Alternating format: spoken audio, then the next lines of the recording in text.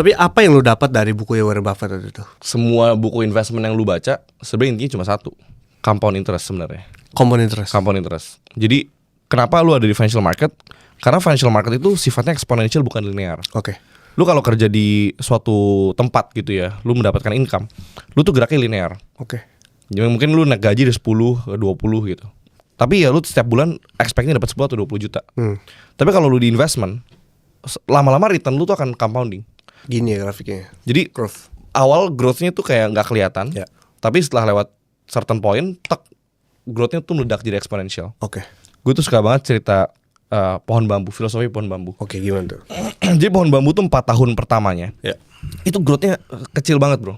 Jadi nggak kelihatan. Ini sama kayak orang yang belajar investment pertama kali. Oke.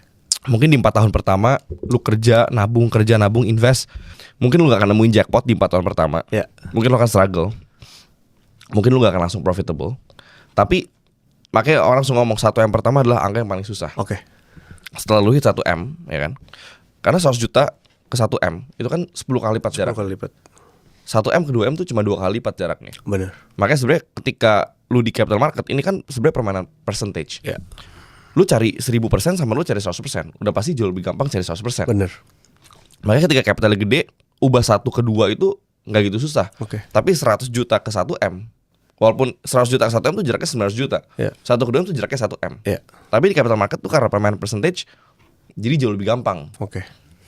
Nah pohon bambu di tahun keempat, setelah dia melewati tahun kelima, dia tuh grow 30 kali lipat daripada apa yang dia dapatkan di 4 tahun pertama. Oke. Nah gue tuh merasa manusia dan investment tuh juga sama. Growth period itu nggak pernah berasa. Makanya orang-orang yang dalam fase growth, fase belajar, fase kerja, beberapa tahun pertama itu pasti struggle. Gue tuh 5 tahun pertama gue kerja gue struggle banget. Tiba-tiba di abis tahun kelima, tahun 5 ke tahun ke-6 tuh naik 10 kali lipat. Oke. Jadi tahun kelima ke tahun ke-6 itu gue dapetin 10 kali lipat dari apa yang gue dapetin di 5 tahun pertama. Nah itu the power of compound interest sebenarnya. Oke.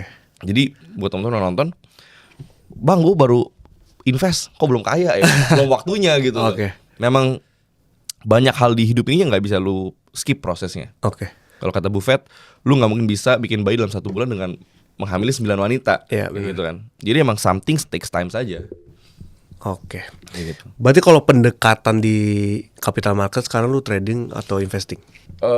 Sebenarnya gue ngelipetnya pakai swing trade. Oke. Cuma size gue sekarang udah nggak bisa full di swing. Oke. Jadi mungkin dari 2 tahun terakhir lah ya, itu gue udah alihin juga ke investment. Oh. Jadi sekarang thesis gue adalah portfolio swing trade gue 50% itu gue recompound balik ke porto trade. Oke. 50% gue lempar ke investment. Oke. Cuma sekarang trade benar-benar udah susah di-push lagi. Yeah. Gara-gara kalau lu swing, terus lu swing di market Indonesia, liquidity kita tuh nggak konsisten. Oke. Jadi let's say gini, satu hari misalkan lu mau buang 20M, lu bisa buang beberapa tick. Ya. Lu kan bit overtake Yeah. gitu-gitu ya. Tapi misalkan ketika marketnya lagi sepi, lu 20M lu mungkin bisa ARB-in saham. gitu. Benar. Jadi nggak konsisten. Nah karena inkonsistensi daripada liquidity ini, akhirnya pilihan saham yang bisa gue beli itu terbatas. Ya, dikit. Kayak Yeah. gitu. Paling cuma grupnya PP, grupnya Bakri, grupnya Pak Happy. Ya mungkin beberapa blue chips lah ya. Yeah. Kayak misalkan Pegas, Antam, AAD, NKP mungkin gue bisa lah. Oke. Cuma kalau misalkan mau main yang kecil-kecil, which is alpha itu sebenarnya banyaknya dari yang kecil-kecil, Ya. nggak bisa beli gede. Oke. Jadi rada dilema nih. Kalau mau beli yang gede, berarti nggak bisa dapat alpha, returnnya nggak mungkin eksepsional. Kalau mau cari multi bagger, belum tentu bisa masuk gede. Iya. Udah nggak bisa jebret Udah gitu ya. nggak bisa jebret.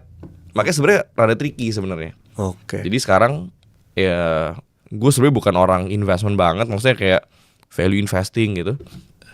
Cuma sekarang mau nggak mau akhirnya belajar. Oh. Mau nggak mau akhirnya. Ya. Karena ada limitasi di trade-nya. Oke. Berarti kalau value investing lu pilih apa di emiten kita? Contoh ya, gue suka kayak AAD gitu. Oke. Kenapa gue suka AADI? Basically gini, gue selalu ngomong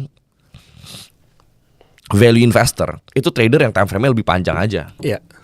Karena gue suka ngomong misalkan, lu value investing. Iya. Misalkan ini gelas harganya 1 juta. Iya. Tiba-tiba gara-gara somehow ada pesimis di market, harga itu 500.000. Nah. Lu beli 500.000. Pertanyaan gue, pas gelasnya balik ke harga 1 juta, lu jual nggak? Mungkin jual. Mungkin jual kan? Iya. Berarti sama ilmu trading. Misalkan baliknya 2 bulan, lu jual nggak? Jual. Nah, terus apa bedain lo sama trader? Iya benar. Jadi value investing itu kan sebenarnya konsep daripada lu membeli ketika market price itu di bawah intrinsic value. Iya, Itu kan EBV-nya, konsepnya, ya. ya kan? Karena lu percaya somehow ketika perusahaan tetap bertumbuh, market akan meng-appreciate itu dan dia akan balik ke intrinsic value-nya. Iya benar. Iya kan?